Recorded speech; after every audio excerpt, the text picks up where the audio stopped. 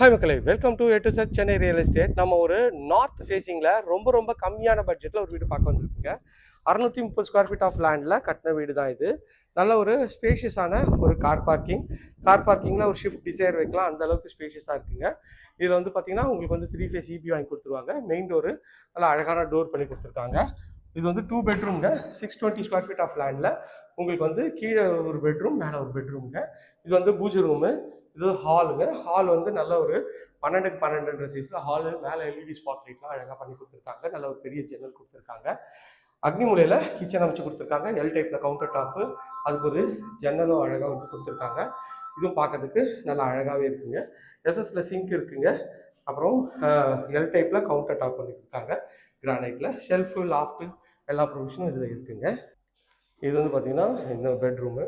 இந்த பெட்ரூமோட சைஸுன்னு வந்து ஒரு 10க்கு 12 சைஸில் நல்ல ஒரு பெரிய ஜன்னல் வச்சு உங்களுக்கு வந்து ஷெல்ஃபு, லாஃப்ட் எல்லா ப்ரொவிஷனும் இருக்குது. இதில் ஒரு அட்டாச் டாய்லெட்டும் கொடுத்துருக்காங்க. நல்ல அழகான பிவிசி டோரு.